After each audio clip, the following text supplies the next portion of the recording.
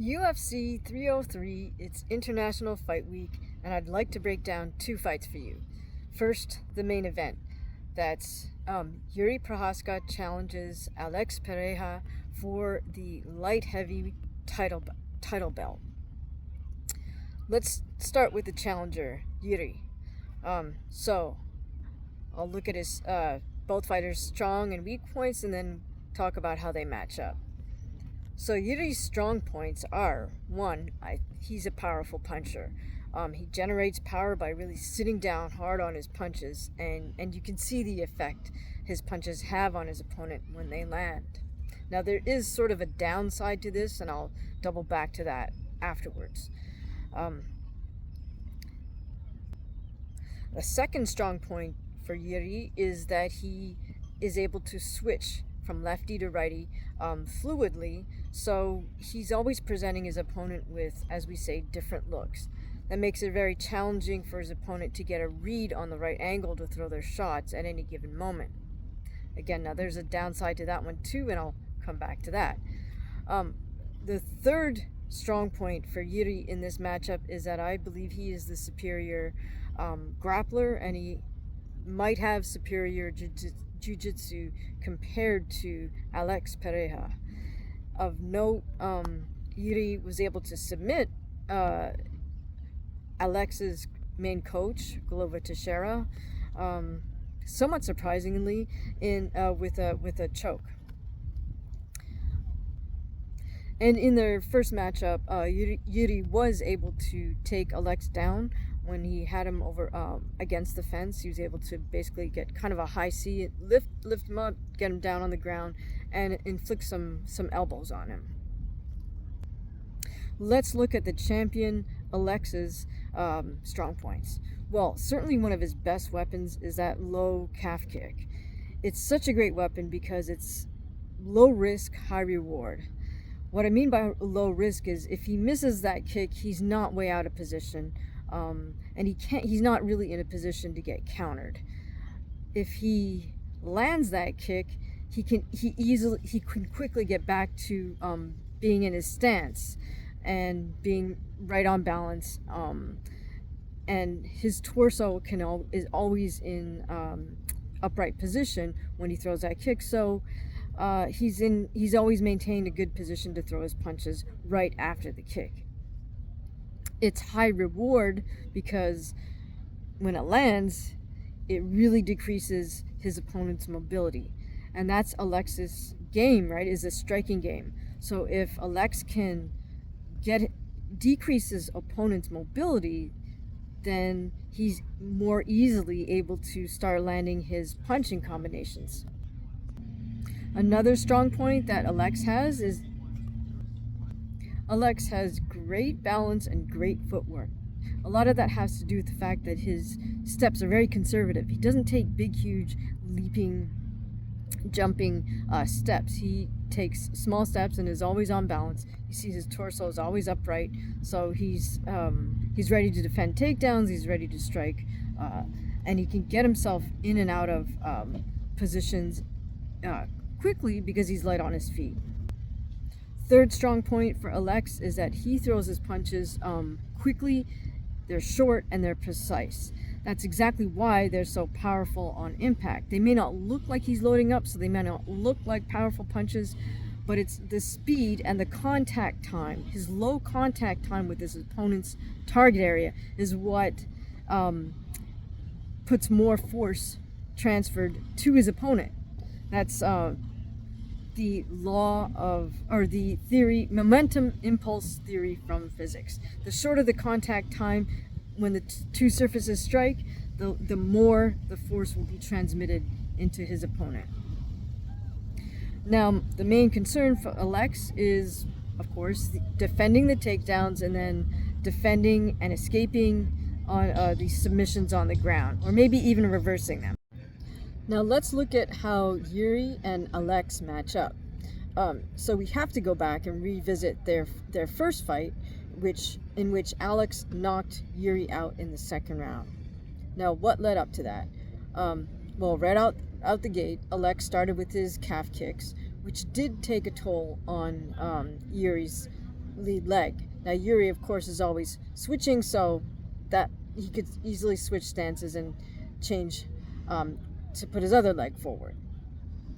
Now Jiri did get Alex in trouble a couple of times with strikes, and then he had him against the fence, got the takedown, put him right down on the ground, but wasn't able to finish him.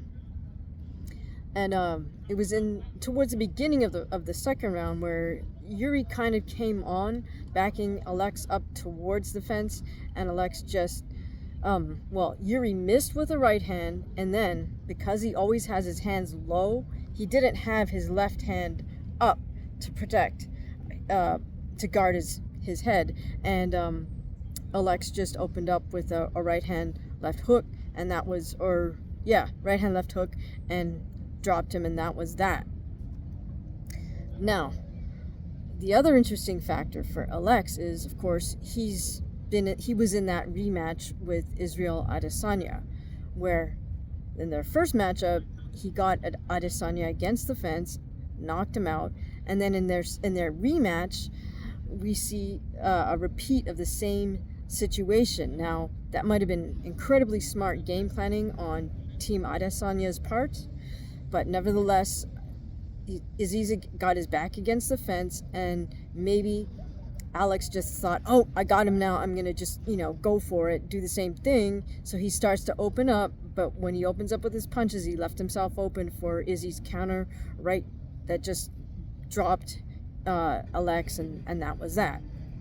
So I'm revisiting that to say I think Alex learned his lesson with a rematch, in that I'm hoping he figured out, okay, don't expect a repeat of, the first KO. So hopefully he brings that sort of wisdom into this rematch with Jiri and doesn't expect this rematch to play out the same way their first one did. Now, I'm saying all that to also mention that, Jiri supposedly in their first fight said, oh, he wanted to beat the striker by striking, which is kind of a dumb game plan if you know that you're fighting a world-class striker. You're not a world-class striker yourself, but you're going to try to outclass a tested world-class striker. And you also figure you might have better grappling than them. So why not use that area where you have the strength? I expect Jiri to really pick up the pace with his grappling, attempt a lot more wrestling takedowns, and really try to keep Alex on the ground. That's his best chance. Now for him, it's a war of attrition, because that's incredibly draining to constantly shoot in on somebody and maybe have it blocked, maybe have it stuffed. And if Jiri's not able to secure the submission or a stoppage via ground and pound, then you've expended all that energy in those efforts. You get nothing, and then now you got to stand back up, and we're back in Alex's sort of strong part. So Jiri is just going to have to be an absolute dog and just continually go after Alex. You got to beat the champion if you want that belt. Now, Alex, on the other hand, should not enter into that war of attrition with Jiri. Instead, he should do what he does well, which is he's a superb technical striker. So he needs to weather the storm. He needs to make sure he's got tight defense, both with the striking and with the takedowns. And then he's just got to bide time and wait for his moment to strike, literally, and land his incredibly fast combinations, whether it involves a kick or it's just headshots. Either way, I expect Alex to be looking for those incredibly tiny moments, but he's such a fast, accurate striker that he's able to take advantage of those situations. 99.9% of other fighters wouldn't be able to do that. So overall, I think Alex repeats in that he does get the W again, mainly because he's, I feel, by far technically superior standing up. And so as long as he can defend being taken down and whatever happens on the ground, then I expect him to knock out Jiri Prochazka. Also because Prochazka is just far too flawed. He's got too many flaws in his standing game. Mainly because he fights with his hands so low that he leaves himself open, and he's the type of fighter that's counting on, as we say, a puncher's chance, because he knows he has that power. So he's looking for that, those big powerful shots to hopefully get somebody out there, but in so doing he leaves himself far too open. So okay, so that's my prediction for that main event. Alex by KO again. Now, let's take a look at one other fight on the card that I'm actually quite interested in. Again, between two strikers this time, Garry and Michael Venom Page. Now, interesting matchup because they're both tall and lean. They've got the same build. They look to be almost exactly the same height, so neither one has an advantage. It's really hard to tell until they get in the cage who has actually the better reach with their legs and their arms, because they're both quite lanky gentlemen. Well, let's take a look at Garry first. What I like about him is he's got solid technique with his striking, and he puts his strikes together in great combinations. He doesn't get out of pocket really with his strikes, and it's just the fact that he could throw combinations that really is his strength. Garry mixes it up really, really well between his hands and his kicks, elbows, and knees. So I think that's a huge, huge plus for him overall. Now, he's also probably the better grappler and got better jiu-jitsu than Michael Venom Page, but I'll get to that in a moment. The one concern I have about Garry is that I don't know that he's his whole backstory is a little off for me, and here's one tell for me that there may be some mistruths about what he said about himself. He says he's a black belt in judo, right? And that he started in boxing and earned a black belt in judo. But if you look at his footwork in the ring when he's trying to move laterally, he does the absolute day one wrong footwork. No judoka would ever do that, let alone a freaking yellow belt judoka. What he does is he goes side steps, where he goes swoopy, where he puts his ankles together on each step, and that is like, if you do that in judo, you're getting foot swept immediately. So you pretty much kids learn on day one, because you're asked to like do that around the mat. Everybody goes around the mat in circles doing that side step thing, and you were told don't ever let your ankles touch.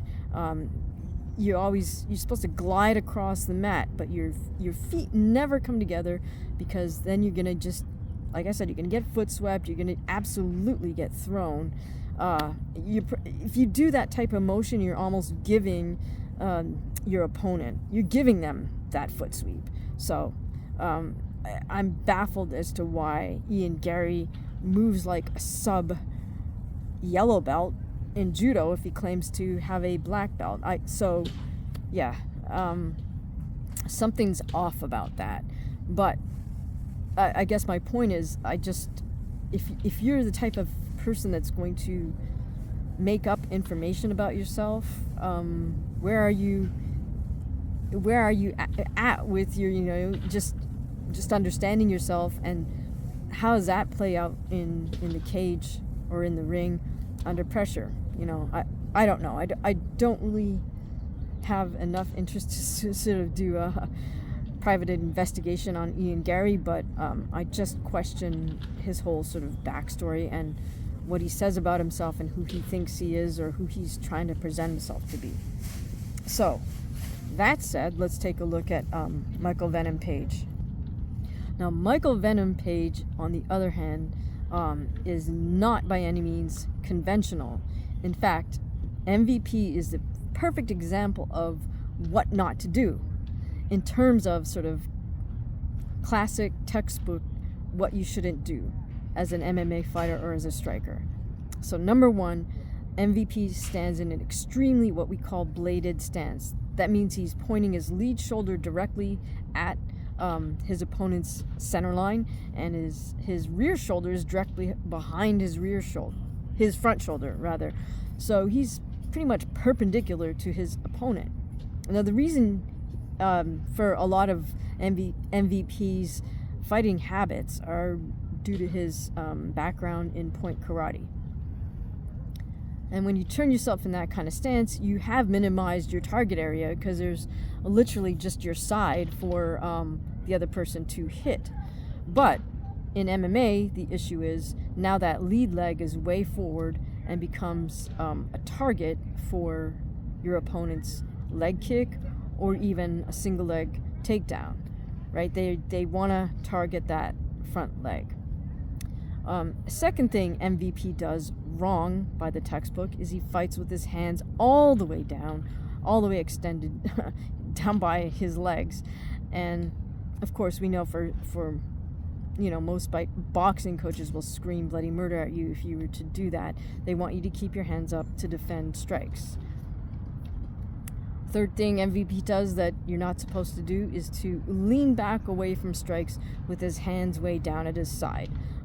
That's how he avoids both punches and kicks. Now, even what MVP does well and is able to knock people out with is by the book incorrect, right? Like he will jump in with a leaping reverse punch.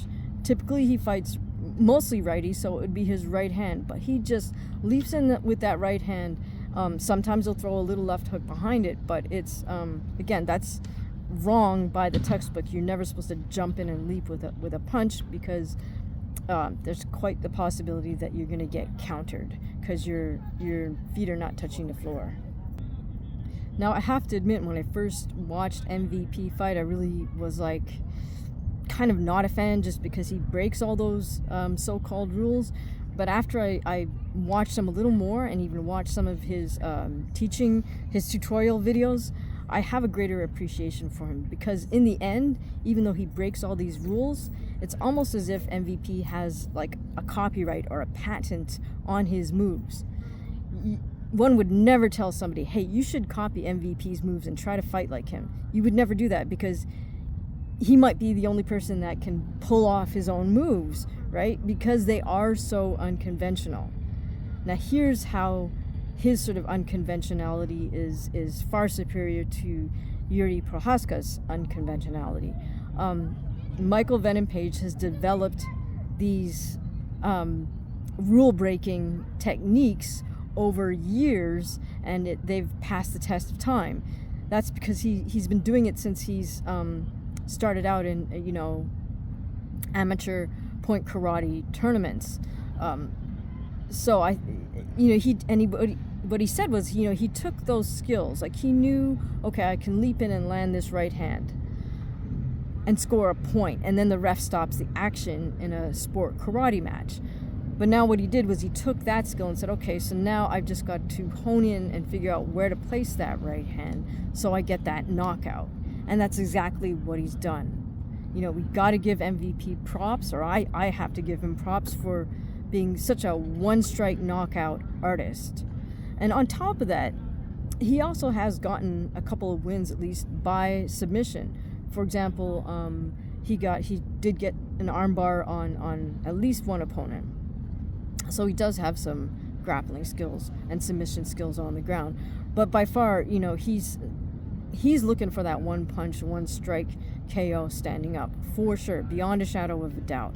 And it's just from so many years of competing and sparring that he knows exactly how to place his shots. And they're devastating. Now, how does MVP get away with all these, by the textbook, wrong habits? Well, it's just a test of time and repetition, right? Like, for example, his lead right leg, he knows darn well that someone's gonna try to attack that lead leg, so he knows how to just shift his hips to hit that leg back and allow you to miss the kick. He said he doesn't bother checking, and he's right. If you check that kick, you're still taking the impact.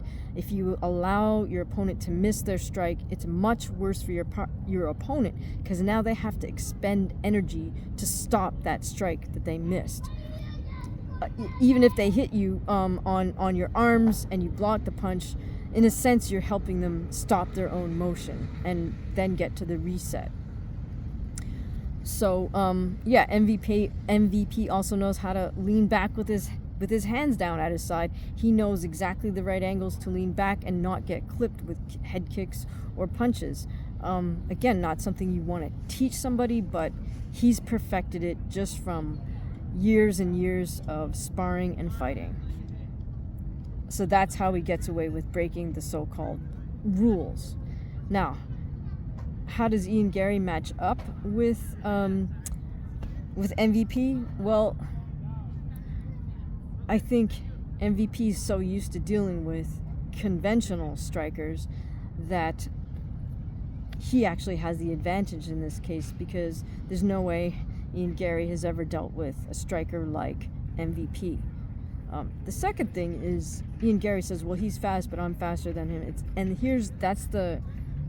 That's the mind trap he just put himself in, because it's not actually the speed for MVP, it's the timing and the placement. He knows exactly when to unleash that ridiculous leaping reverse punch, and he knows exactly where to land it to get that KO. So yes, timing and precision actually does beat speed. Now, where does Ian have a chance? I think maybe with the grappling, if he can wear MVP out by tying him up, grappling with him, tying him up against the cage, or get him down on the ground and just try to wear him out while he's in top position and MVP's in bottom position. Now, it's really hard to argue against the younger man, which is Ian Garry, who's built up some incredible momentum with his wins. But I do think that in as far as the striking game goes, MVP definitely has a chance to knock out Ian Garry. On the other hand, I think Ian Garry could actually wear down MVP if he can cut off the cage, so to speak, and get him against the cage and then just wear him out on the ground. That's a possibility. But me personally, I'm gonna go with MVP, even though I know that there's a good chance that Ian Garry could get the W on this matchup. Who do you think wins at UFC 303? Let me know in the comments below, and thank you for listening.